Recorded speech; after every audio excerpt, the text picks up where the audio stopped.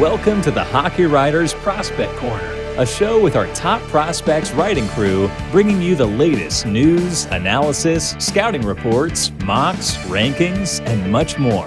From the World Juniors to the NHL Draft floor, from the farm to the NHL, our team covers everything that happens in the world of prospects. So sit back, grab a notebook, and get ready for Prospect Corner. Hello, everybody, and welcome back to another episode of Prospect Corner here at the Hockey Writers. I'm your host, Matthew Zator, and as always, I'm joined in by my prospect experts here at the Hockey Writers, Peter Baracchini and Dayton Reimer. Guys, we're going to do another mock draft where we've done one this season already, but Dayton, you're going to join us for your first mock draft here at Prospect Corner. So it's going to be fun. Peter, how's it going? Going great. I know last week was a little bit hectic in getting an episode out, but now that we are back on track, things are looking great. And yeah, I can't wait to it's always fun doing these mock drafts. You know, we see who moves up, who moves down, how mad we are going to be. Well, not for me anyways, because the Maple Leafs are not in it at the moment. Same with your Canucks, but Sens are still in there. So Dayton's got something to look forward to right now. Yeah. And Dayton, how's it going? It's good. Yeah. Over the weekend, I was hanging out with some family back in Alberta. So we went to a Tigers game. As you may have seen, the change in the background. That was a gift from my uncle. It's I don't know if you can see it. I moved my head there, but there is an autograph on the logo. That's from Jay Bouwmeester. Oh, nice. So we got to talk a whole bunch of hockey, and it was just great hanging with family who you don't get to see often, and they're all huge hockey nerds. Maybe not quite as me, but yeah, that's awesome. That's why I'm on a podcast talking hockey right now. Yeah, that's awesome. So Medicine Hat Tigers have a few guys in the draft this year. They also got one that could potentially be top 2, maybe even the first overall pick in 2026. You never know. Kevin McKenna's looking like a pretty big star right now. But yeah, we'll get to that obviously in a couple seasons. But back to the 2024 draft. Before we get to our second mock draft of the season here, we had the Hockey Writers recently expanded our content with the Substack dedicated to every NHL team. We also got one dedicated to the NHL Draft and prospects. Sign up to get all the prospect articles delivered directly to your inbox multiple times a week. We also got the premium tier with exclusive content, articles, mailbags, prospect interviews, and more. There's a great one by Dayton. We mentioned it on the last episode. There's also, I believe you've got another one out, or is it it's coming up. But there's going to be a lot more of premium content at the Substack as we get closer to the draft. I know, Dayton, you're going to have a rankings out with that too. So keep an eye out. And you can sign up in the link below there. Okay, let's go move on to our mock draft. And I did a randomizer, threw our names into a random list. And Dayton, you've got the first overall pick. You're going to represent the Blackhawks.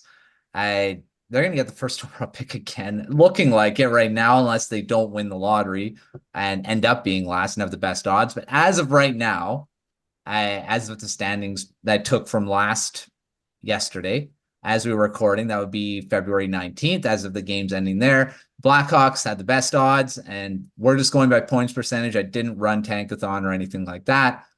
So the Chicago Blackhawks have the first overall pick. Dayton, you are on the clock, and I'm sure we know who's going to be first overall. Yeah, no surprises. Macklin Celebrini is the first overall pick, and I think there's some guys who are pushing him for that. But right now, he's still uncontested. Like, we saw how good he is at the World Juniors, and on a Canadian team that just couldn't get out of their own way, he was the one who shone. He could make things happen. He could play defense. He could, score goals. I think he led the team in points, or at least was up there.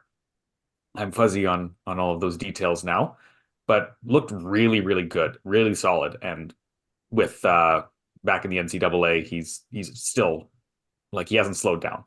So there's no question he's first overall. If Chicago gets it again, then Yeah, he's going there. What a great 1-2 punch with him and Bedard, hey? Yeah. Well, it's just like Taves and Kane again here. I Yeah, Too speaks well sentiment for the though. future then. Yeah, that there to be set. Yeah, Celebrini's got 23 goals and 43 points in 28 games right now for Boston University. So, and 8 points in 5 games at the World Juniors. So that's pretty good. And he just got his goal streak broken not that long ago. He was on 1, 2, 3, 4, 5, 6 game goal streak. Yeah, he's been on Maybe fire. I'll He's been on change fire. who I picked then. Yeah, Can't be Celebrini's breaking those overall streaks. pick. Yeah, it's right now. I think he's the consensus, unless something happens. All right, second overall pick is the San Jose Sharks. They could also have the chance of the first overall if they win the lottery. Peter, you are on the clock for the Sharks. Who are they getting? It may not be Macklin Celebrini, but the San Jose Sharks are going, or I am going to pick Ivan Demidov for the San Jose Sharks right now. And obviously, the whole Russia factor is still a big concern and everything like that. But when you're on a 17-game point streak, probably longer right now, and you're putting up 28 points in the span of your last 10 games, you're doing something right. And, it's hard not to look over the fact that he is extremely skilled. He could pull off plays and moves at an unprecedented pace, and he can make them look so simple, even though that it's a high degree of difficulty. I mean, earlier today, I just saw a clip of him going end to end and just wiring the shot as soon as he enters the zone past the blue line, and it's just like, are you kidding me? He like. I know this is the draft of the defenseman, and there are a lot of names that will probably go very soon. But with the skill that Demidov has right now, is probably, I wouldn't, maybe on par or just as creative as Celebrini right now, because both of them are very electric and dynamic with their puck skills. Celebrini more of a shooter, Demidov more of a playmaker and a master of deception kind of thing. But the Sharks have a lot of players in their system, and I do think that this is going to be one electrifying pick that they will not regret. That's the one thing about the Sharks is they're building. They got Will Smith this past draft. They've got some young pieces that they're coming up. It could obviously use a defenseman as well. Their back end's a little bit weak on that, but they need to build up their forwards too. And Willie McLean, Will Smith. Now you've got Demidov in there. That's a pretty good future in your top six. So yeah, if Demidov actually goes to the Sharks, the second overall, or even if they get Macklin Celebrini, that's a pretty good forward core to move around there. All right, moving California again here, Anaheim Ducks, the third overall pick, and I've got that one. They could go a few ways. They traded Jamie Drysdale. That was a big part of their future on defense. They've got a pretty strong defensive core. They got a lot of good forwards in the pipeline. So they could actually go multiple ways here. But I'm going to go with Artem Levshunov as my pick for the Ducks. Add more to their defensive core. Drysdale was a right-hand shot as well, so Levshunov kind of just slides in. They got Cutter Gauthier, so that was, they kind of built up their forwards. So Levshunov and he's another one being really good in the NCAA. I've already mentioned him multiple times of how good he could be as a two-way defenseman. He's a lot like Owen Power in a way, and he went first overall. So I think he's going to end up being a really good piece for the Ducks if they can get him at third overall, if they end up being third. But as of in our mock draft, they are. So I'm going to go with Levshunov for the Ducks here. All right, Dayton, you're up. Columbus Blue Jackets. Another bad season for them. Injuries aren't playing a factor as much this season as they did last season, but they're still ending up being right at the bottom here. So who are they going to add to their already impressive prospect pool? Yeah, impressive is right. They have so much talent right now, and I think their biggest problem is just they're too young, right? They don't have a lot of those really influential veterans like Boone Jenner for sure. Yeah, but they're building, right? They're stockpiling. And after looking over some of their depth, I was reminded how deep they are defensively. Just so many good guys, right? They've got David Jiricek, Denton Matejchuk, Carson Ceulemans. Those guys are basically all projected to be top 2, top 4 defensemen. Like they're set on defense. On forwards, I mean, you've got Adam Fantilli, you got Kent Johnson, Mike Sillinger, pretty good. Kirill Marchenko, Yegor Chinikov, Jordan Dumais, pretty good. You know, but they are struggling to score, right? They can't seem to put the puck in the net. And a lot of those guys are on the smaller end of things. Not all of them, but they don't have a lot of size. So a lot of buildup. I like the buildup. Columbus, I'm going with Caden Lindstrom. Yeah. Not a huge surprise. He's got the size. He's got incredible all-around skills. He can be that physical guy that you want. There's a little bit of injury issues, but when I look at him and think of who he reminds me of, it's like a Quentin Byfield. Like maybe not quite up there, but that's his potential. And adding someone like that for a struggling team like the Blue Jackets should get them over a hump in a couple of years while those other guys are developing. Yeah, Caden Lindstrom, I could definitely see him going at this point of the draft. I mean, I think we've talked about him being a top 5, so the Blue Jackets would really bolster that down the middle. I mean, talked about them in the past of being weak at the center ice position, and adding Cole Sillinger and not that long ago, that kind of adds him. I don't know if he's a legitimate top line center, but at least he hasn't developed into that yet. But Lindstrom definitely has the potential to be that for the Blue Jackets. So they can get him. That's a pretty good 1-2 punch down the middle. And Adam Fantilli you're adding in there too. You got 3.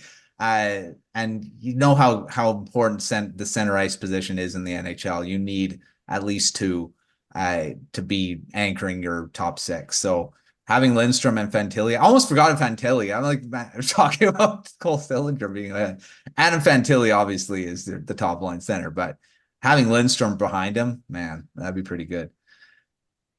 Okay, Peter, the Arizona Coyotes, and I mean that right now they're at this point, they're still fighting for playoff spot. They could, I mean, I don't know if they're going to make the playoffs this year, but they are in this bottom part as of our mock draft. So who are the Coyotes adding to their already impressive prospect pool as well? It really is tough because they could go a lot of different routes. They could still add forwards. They could still add defense, because all you're looking at in terms of defense is Maverick Lamoureux and Dmitry Simashev as your go-to anchors on the back end for the future. You got a good solid core foundation with Clayton Keller, Dylan Guenther, Logan Cooley right now, but that left side is a little bit weak. Obviously both Keller and Guenther can play both right or left. They have that flexibility right there, but in terms of just solid left wings, they really don't have one. And, they went NTDP with Logan Cooley, and I think they would probably try to make that connection and reunite and have a playmaker or, have that balance of playmaker and sniper. And I'm going with Cole Yzerman 5th overall because of that shot. And we've talked extensively about why he has dropped, defensive awareness, engagement, not using the size a little bit more, improved playmaking, but still not as much of a factor. And we talk about how, he's not as engaging. He lets the play come to him a lot. When you have a play driver like Cooley, I think you could try and sit back a little bit, but he needs to show that, and he still needs to play at a high level in order to keep up with Cooley. That said, his skating is not that great. He needs to work on a lot of things, but you cannot deny the shot. And if he gets into the right spot and Cooley dishes, that just seems like a good 1-2 punch right there. And that's also throwing Clayton Keller and Dylan Guenther as other playmakers and shooters as well. So I think that could round up as their top 6. And if Yzerman is able to develop and improve on those aspects that he needs to work on, he could be a really solid pick at 5. Yeah, I mean, Yzerman, I think he's going to end up being around this point of the draft, even though we have talked about his weaknesses maybe. But having a pure shooter to go along with Cooley, man, that would be fun. That would be fun. So Yzerman going to the Coyotes, I can definitely see. I could also see like Saleyev going there at that point. He was my second pick. Yeah, because of how big he is, and they seem to love the big Russians. At least the last draft, they were they were right on there. So yeah, but Yzerman's definitely a good pick too. All right, let's see if I'll get Dayton's approval on the Senators pick. They've got a high pick for. I mean, the last time I think they had this high was Tyler Boucher. Was that the last one where they had really high pick? Yeah, Boucher was 10th. 10th. So right, Sanderson was higher. Sanderson was 5th.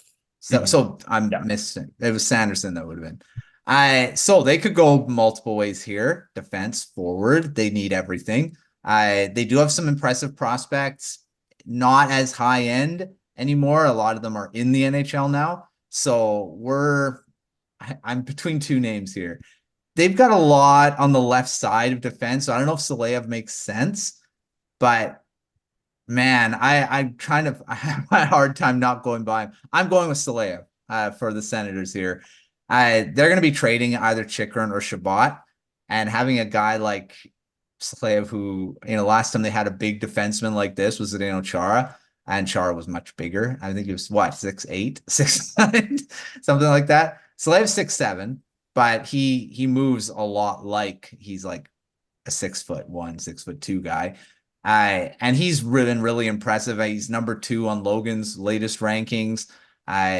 He's a very mobile defenseman for how big he is. And I think the Senators could really benefit from a defenseman like that down the line. I think so. I'm going to go with Saleyev.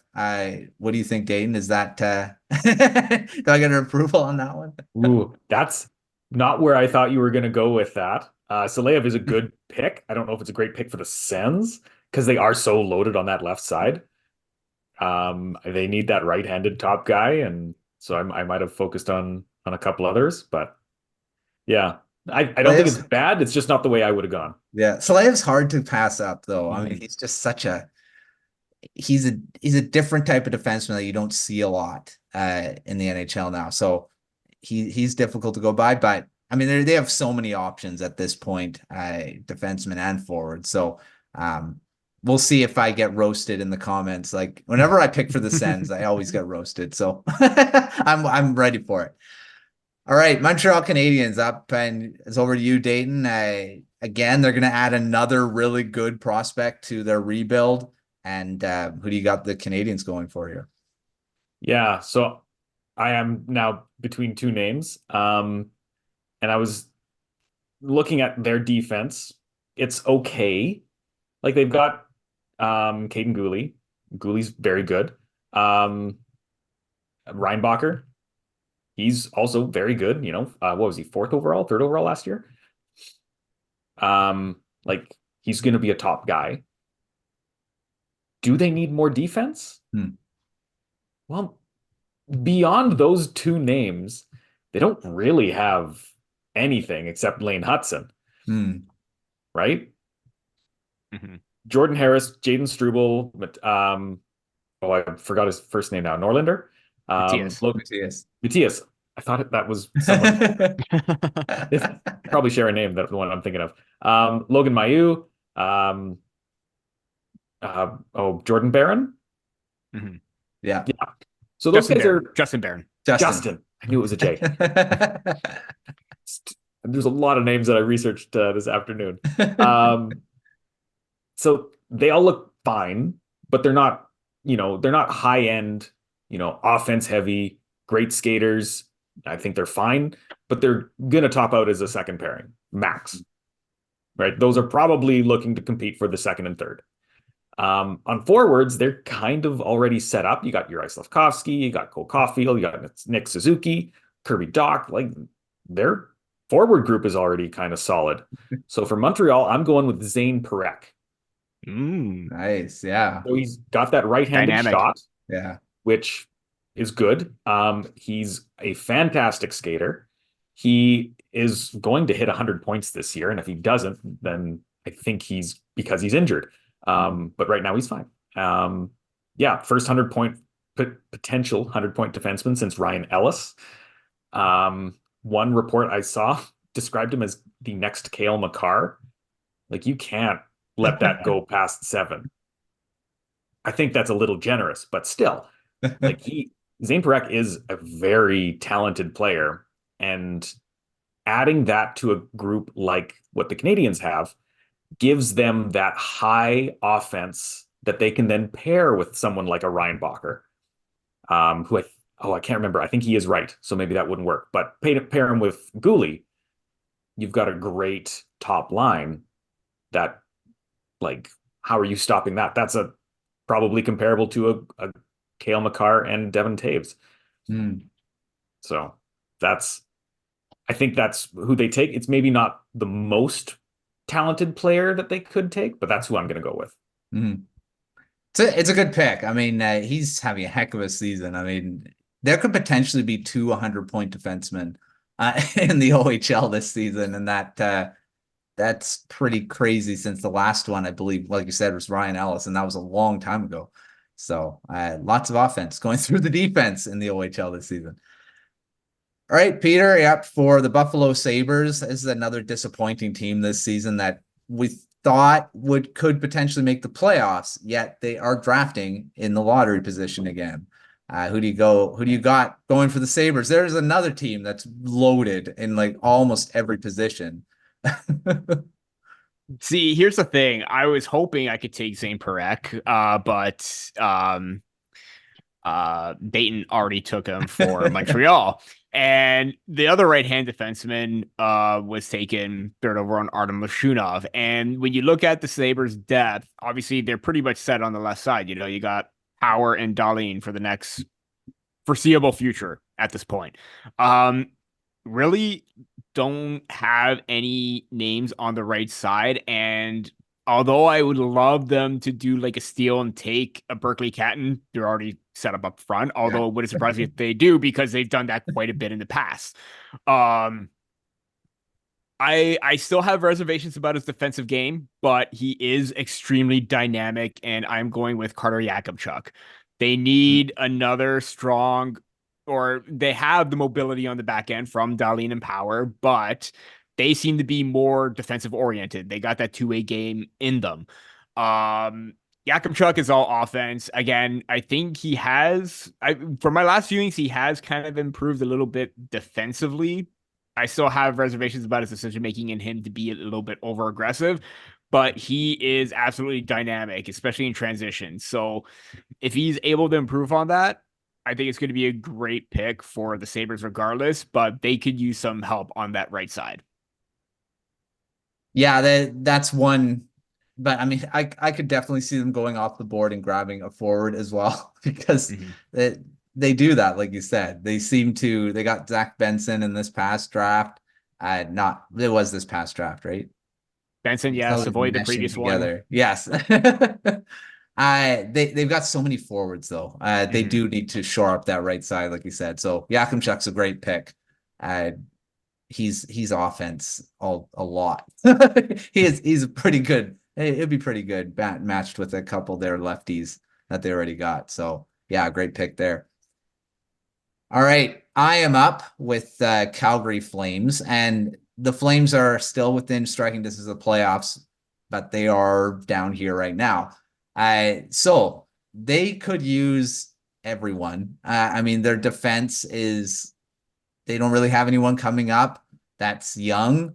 On forward, another one. I mean, they've got some pretty good picks at forward too, but I think they're going to go defense because there's so many good defensemen up here. And so I'm going to go with Sam Dickinson for the Calgary Flames. They are him going at this. What are we at? 9? We're at 9th overall. I think Dickinson could potentially go around here. He could go earlier, but he's still on the board right now. So the Flames going after Dickinson very potentially could be a top pairing defenseman. Great two-way guy. Something I think would definitely entice Craig Conroy to draft a guy like this. We all know Conroy's a two-way. He was a two-way center, so he likes the two-way. Obviously, Dickinson's not a centerman, but a guy that can do everything. And I don't think the Flames have had a guy like that in a long time. I mean, Hannafin's pretty good, but going back to a guy like Mark Giordano, just someone that can play on the power play, penalty kill, and just eat up the minutes. And Dickinson's definitely going to be that in the NHL at some point. So getting him here, the Flames are probably running up to the podium to get him. So going with Dickinson for Flames. Yeah, right here. All right, Dayton, before we get to go to break, this is rounding out our top 10. The Seattle Kraken going for their first top 10 pick in a couple seasons, I believe. So I think the last time they had a top 10 pick, have they had a top 10 pick? May have been in their expansion draft after that. Yeah. And here's back to back. Seattle Kraken, who are you going with? Well, I think the Kraken are in a really nice situation in that they have a really good, well-rounded prospect pool. Like, it's not a lot of big home runs, but they have grabbed everybody that they needed to, and they kind of just pick up who slips, right? Jagger Firkus slipped down to the second round. They picked him up, and believe it or not, it's a great pick, because of course it was. He should have been a first rounder. And there's a few other guys that jumped out as like, yeah, how do they have all these players? So I think they're just going to sit at 10th and wait to see who falls. And right now, I think there's one faller, and that's Berkeley Catton. So they're just going to scoop him right up. I was having a difficult time figuring out where to put him in the top 10 because I just hadn't, watched him. And there's so many good defensemen, right? Zeev Boyum hasn't been picked yet. Another fantastic player.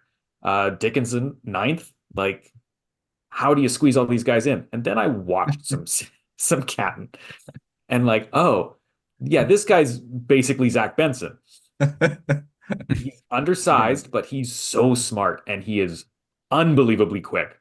And just like, you need him to score a goal, all right, he's going to put the puck in the net. You need him to set up a thing, he's going to pull off the most complicated pass in the easiest way possible. Like, how he pulls off his moves is just like, I don't know how he does it. It's crazy. He is so good. And so if he's still there at 10th overall, Seattle is laughing.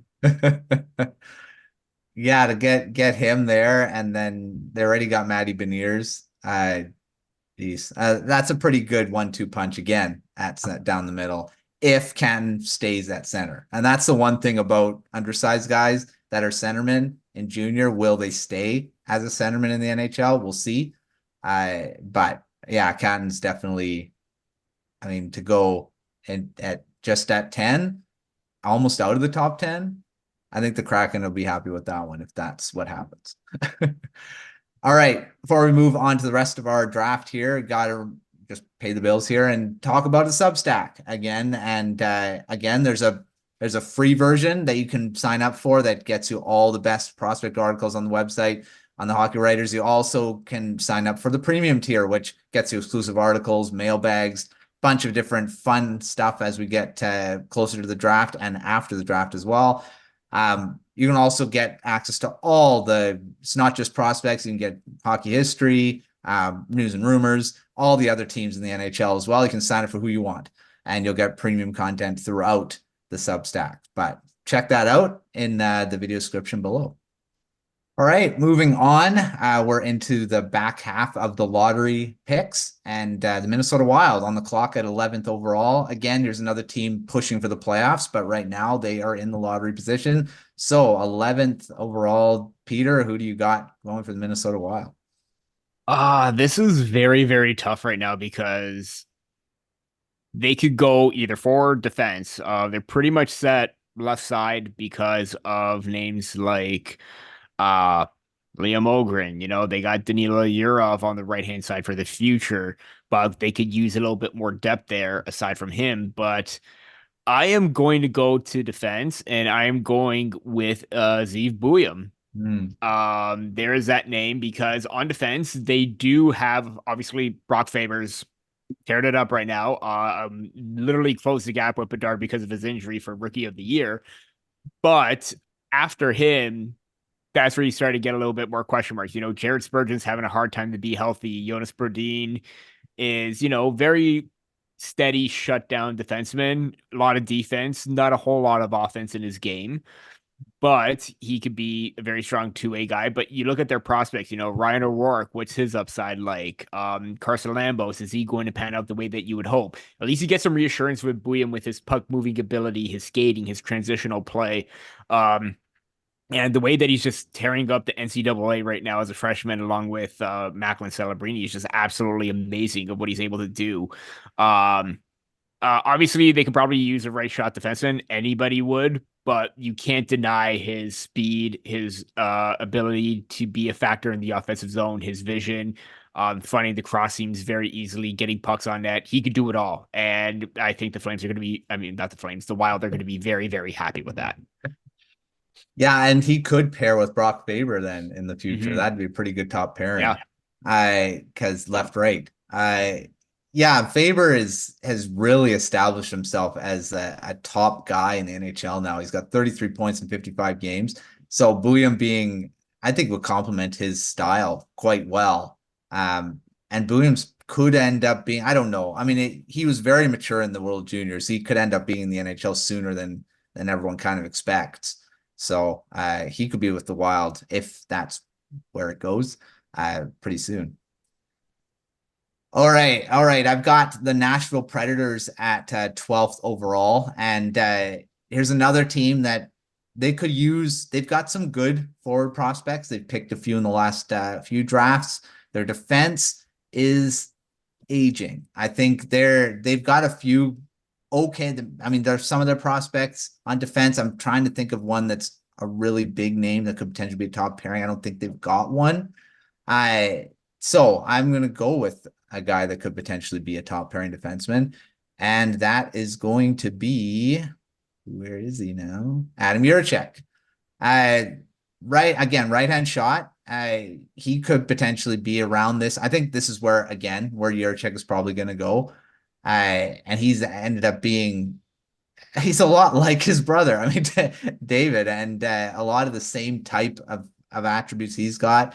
Great guy that could be a two-way defenseman, good skater, physical. I think he can end up being a good offensive defenseman, or even just being that good two-way guy. So, I mean, there is some question marks with his defensive game. I mean, that's going to happen with a lot of these defensemen, but Jiricek going to, Predators, who this is a team that knows how to develop defensemen. At least in the past they have. Roman Josi is probably their last big guy that they've developed. I mean, they used to just keep churning him out left and right. They haven't really done that in the recent memory, but Jiricek could end up being a guy that could be a good top four defenseman. So I'm going with Jiricek for the Predators here. All right, Dayton, you're up with the Washington Capitals. And again, another team that is around the playoffs. We don't know if a lot of these teams may not end up being in the lottery, but right now the Capitals are, and they can end up having a really good prospect here. So who do you got for the Capitals? Yeah, the Capitals are in a bit of a tough situation with their prospect pool.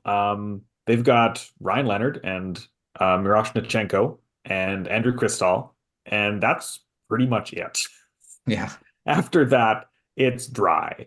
Connor McMichael is fine, but he's, adjusting, isn't going as smoothly as it could. Alexander Suzdalev looks good in Saskatoon, but can he do it on his own in the professional level? That I'm more skeptical on. A lot of big question marks. So I think they want a guy who can be like more of a safe pick. And I know that's kind of a buzzword at the moment. But somebody who has a very high floor. right? They're going to make the NHL and they're going to be a solid top 6 contributor. I think there's 2 guys available right now that can be that. I'm going to go with the one I like a little bit more, and you can blast me for this later, but it's Konsta Helenius. So I think he is a top 10 talent.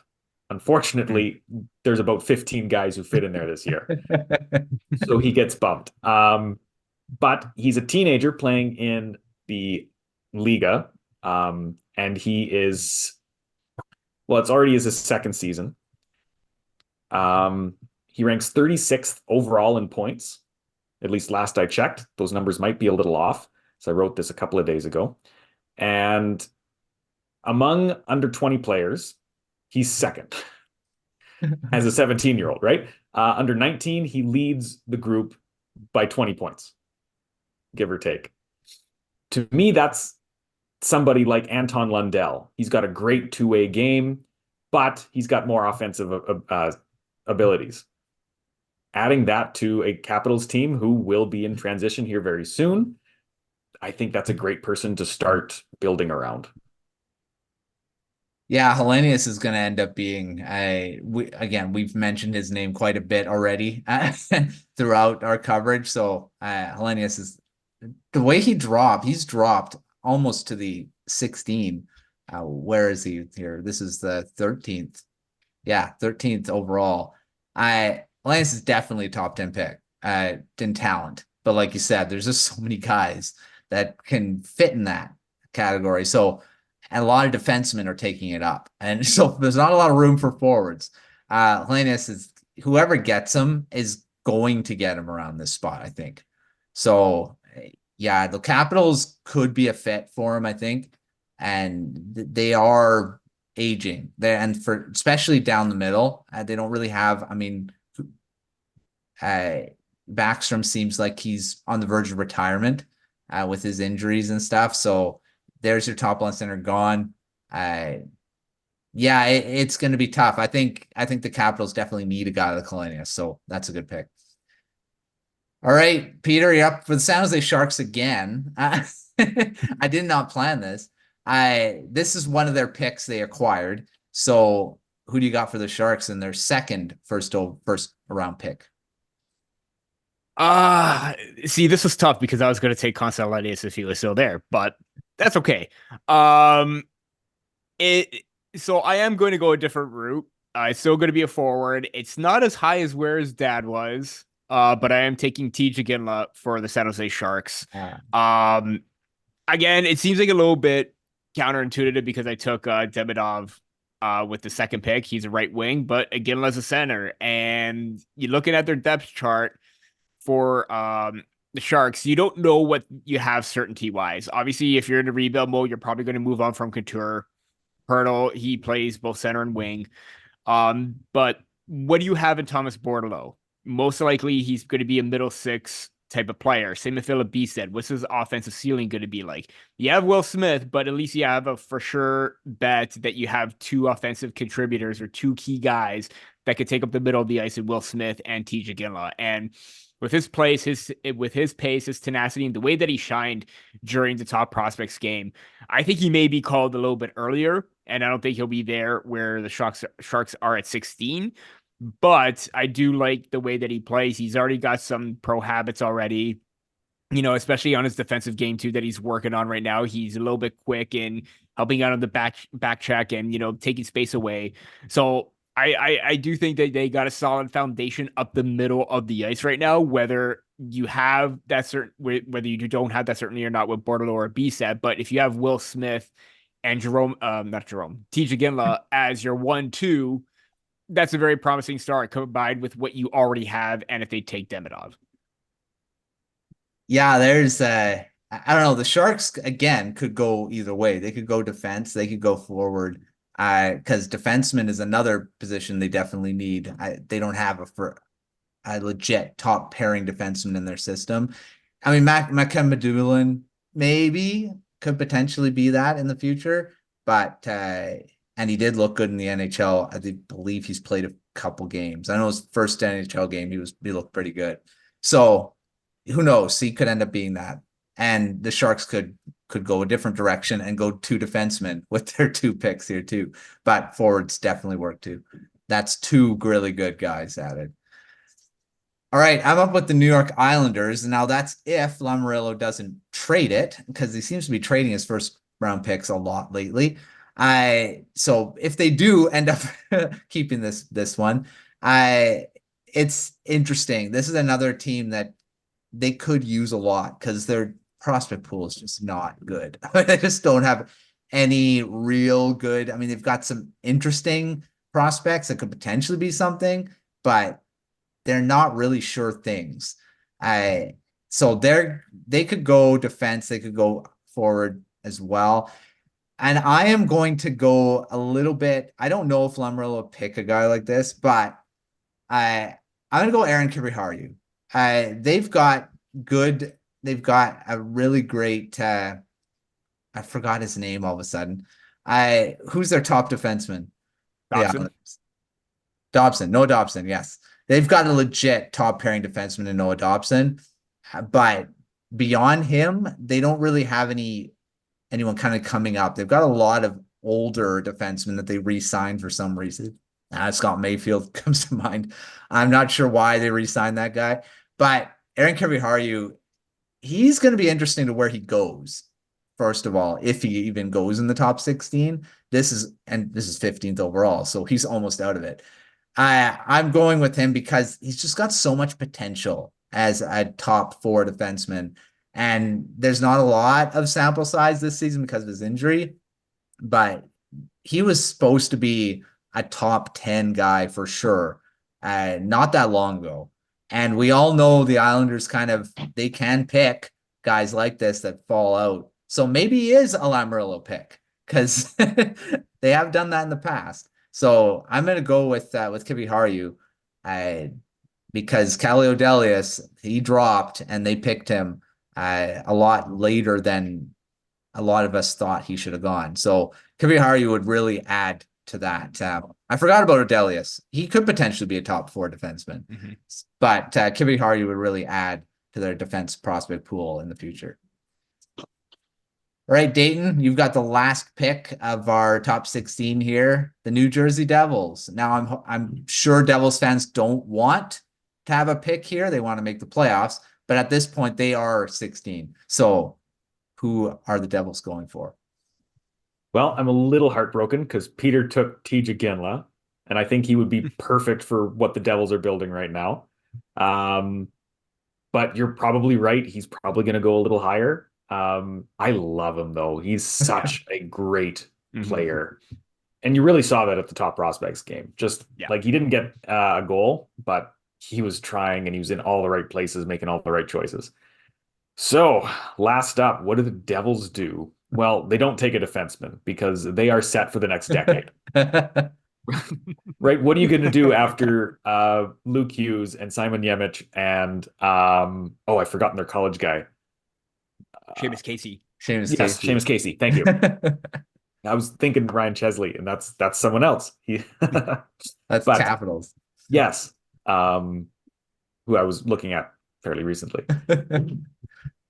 Yeah, they're set defense. So they're going to be looking at adding a forward because their forward group isn't great, right? Most of their best guys, Jesper Bratt, Jack Hughes, Dawson Mercer, they're NHLers already. After them, I mean, you got Alexander Holtz, who hasn't looked fantastic. And I've seen him come up in a couple of trade rumors, potentially, which probably not the worst idea. Give him a new start because it's not fitting well so far in New Jersey. Arseny Griciuk looked good. What's his potential? Is he a Jesper Bratt or is he more of a bottom 6 kind of guy? Right? A lot of big question marks with the Devils. So I think they want somebody who is basically guaranteed to make the NHL. Right? You want somebody safe that you can slot into that top 6 and you can really rely on to be a solid two-way player. And for me, that's Michael Brandsegg-Nygaard. Yeah, you guys knew I was building up. I knew I was going, yeah. Yeah. So he doesn't have the highest ceiling. But he's looked really good where he's played. He was one of the only bright spots on the Norwegian team at the World Juniors. And that's not just, being patronizing. He was legitimately a great player for them and did everything he could have done to keep them in that tournament. So he has a good shot. He's quick. He's smart. Everything that the Devils are looking for. And while Iginla would be, I think, the gold medal, Brandon Nygaard is a very satisfying silver. Yeah. He's definitely a guy that could potentially be a top 16 pick because I love him. I've said that a few times. I love guys like this that can be he can go all over the lineup. He's good. He's like you said, a safe pick, but it's not a bad thing. He'll probably make the NHL.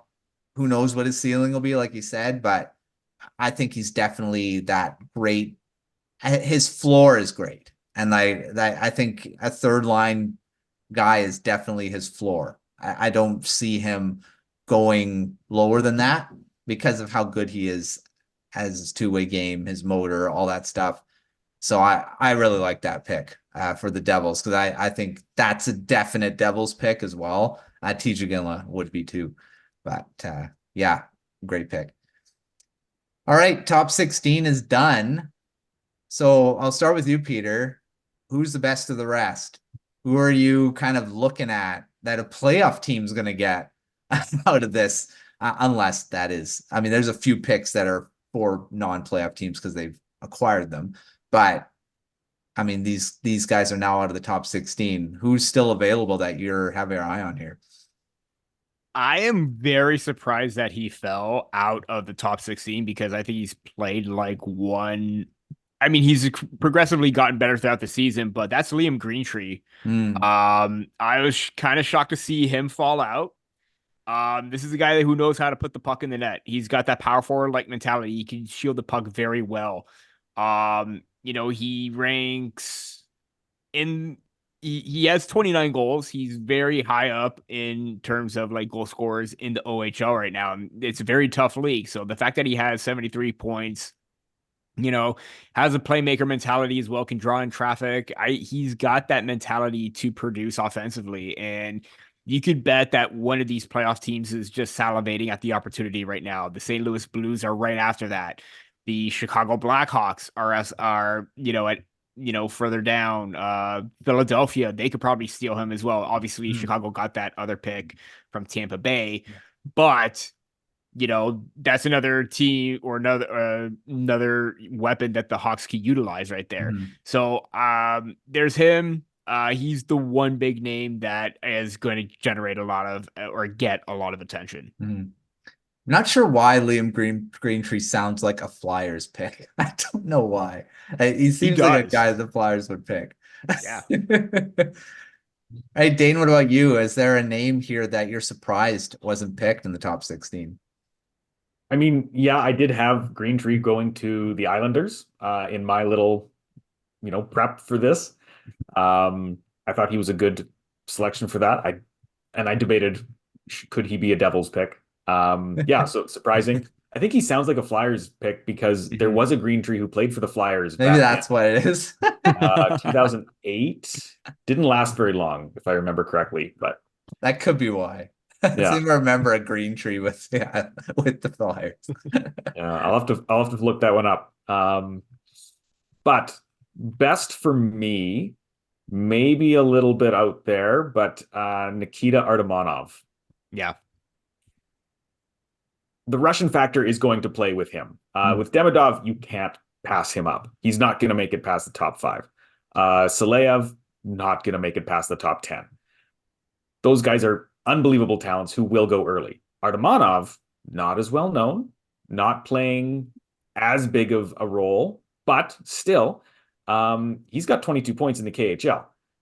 And he is third in under 20 scoring in their league. He's got a high motor, incredibly dangerous playmaker.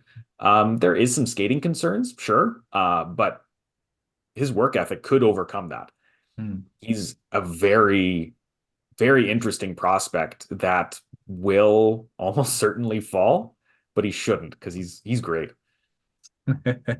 Yeah, he's ranked 27th on Logan's latest rankings. I don't know where he was.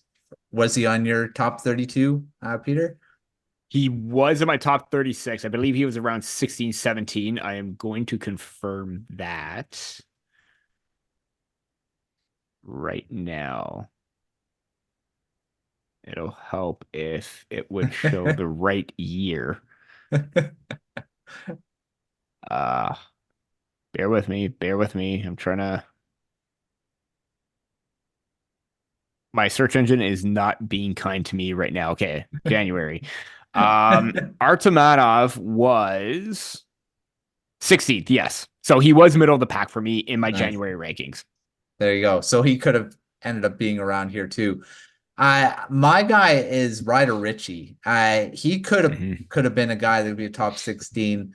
And he was rookie of the year last season, and ended up.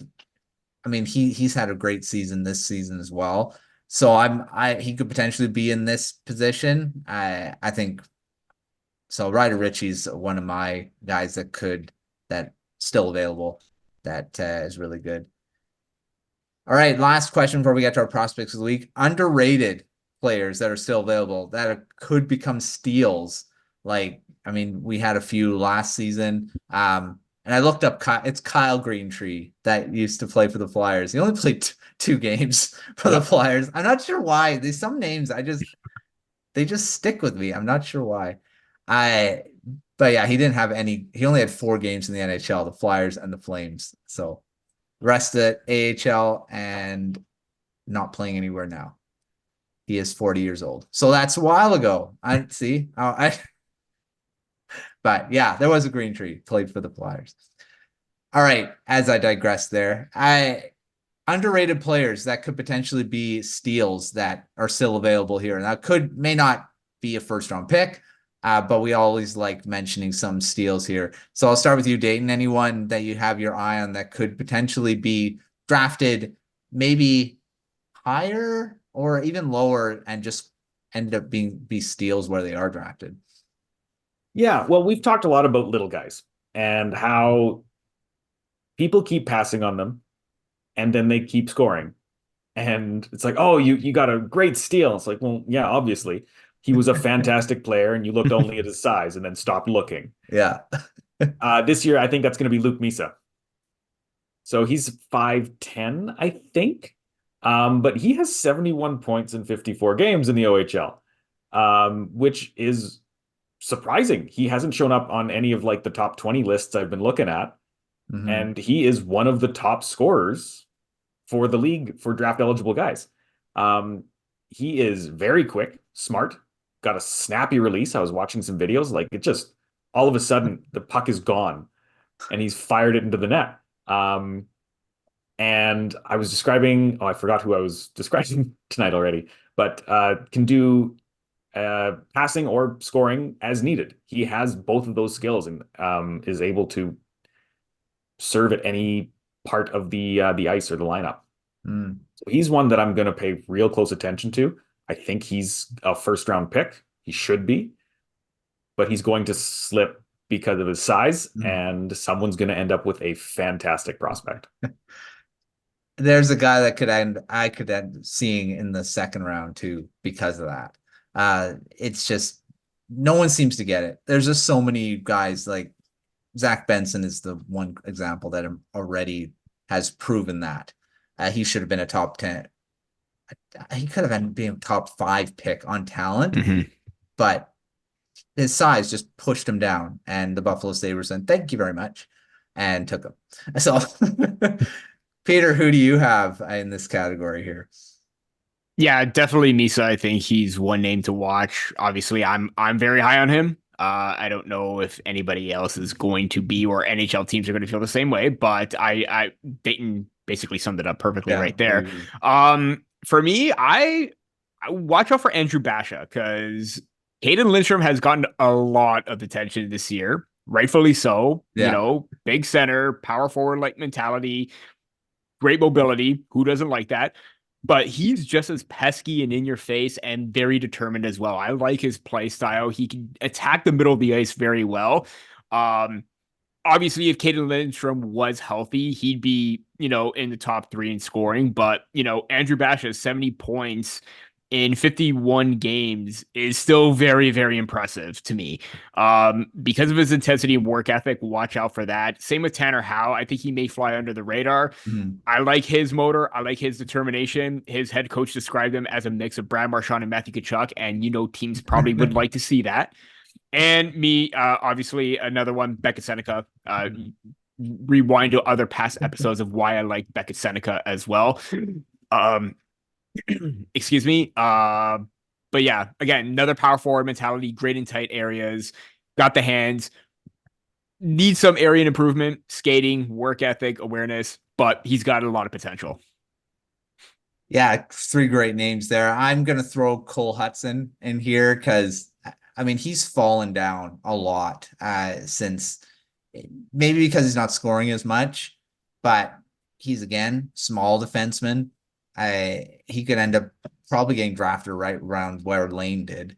End of the the end of the second round, maybe the third round. I don't know, but he's definitely has the talent to be a first round pick. It's just he's fallen down a lot of lists since the beginning of the season.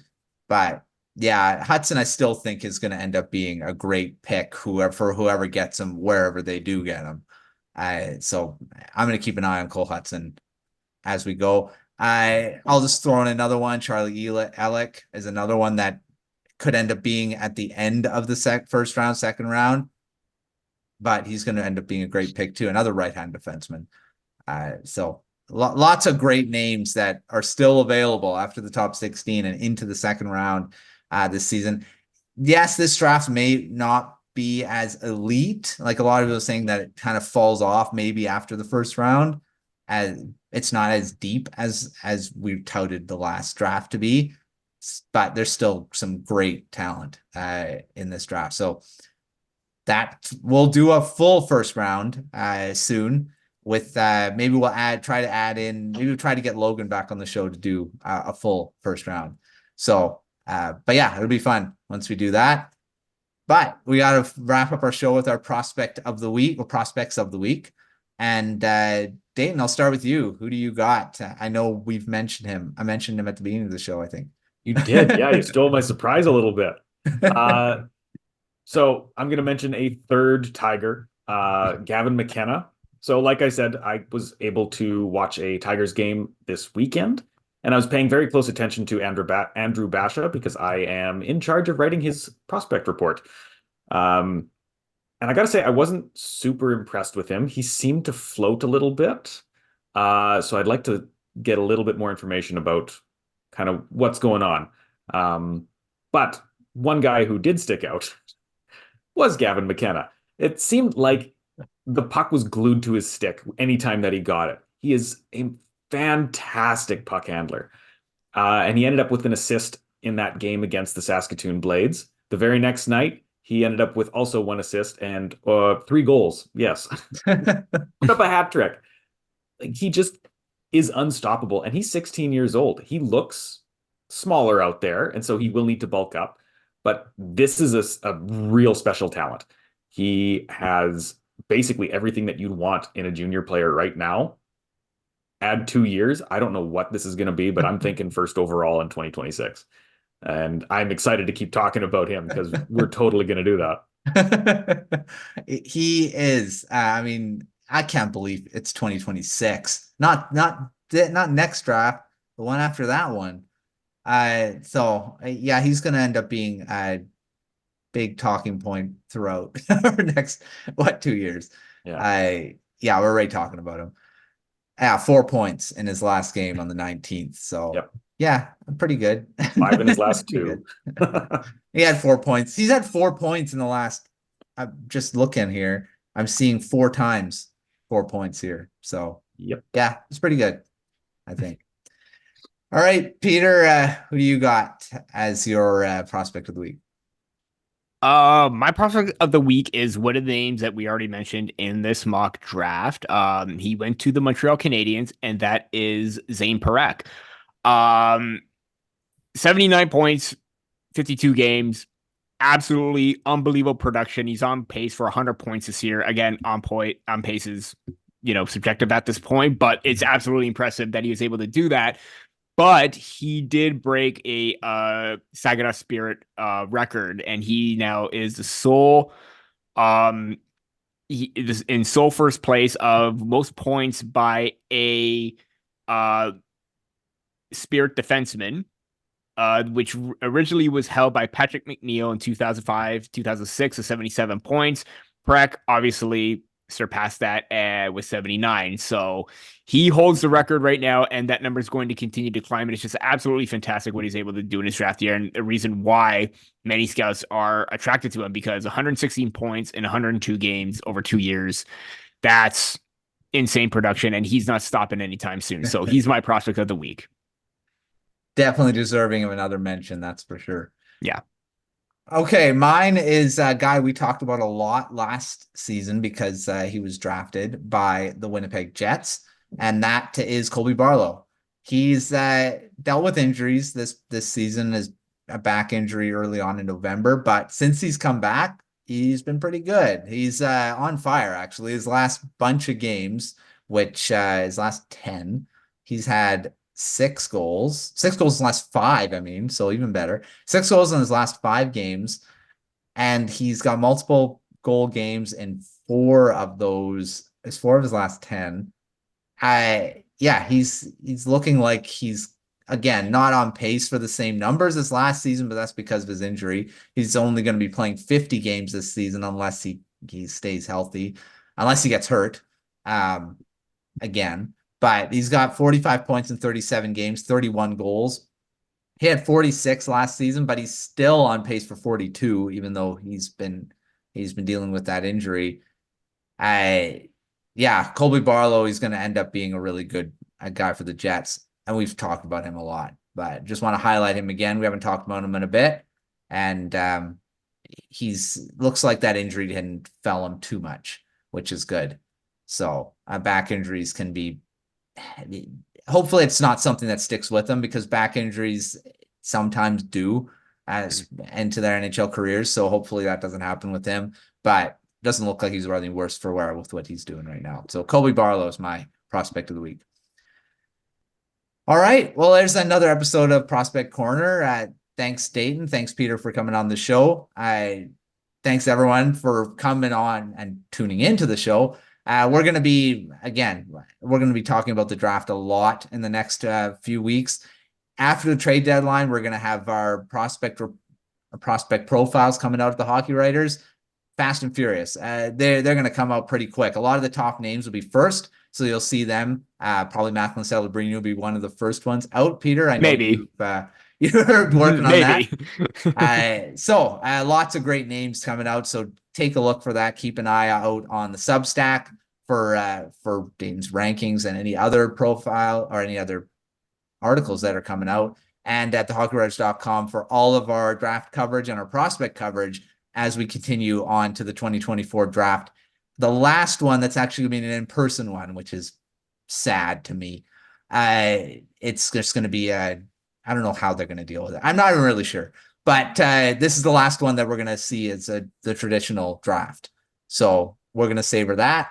But until next time, we'll see you on another episode of Prospect Corner.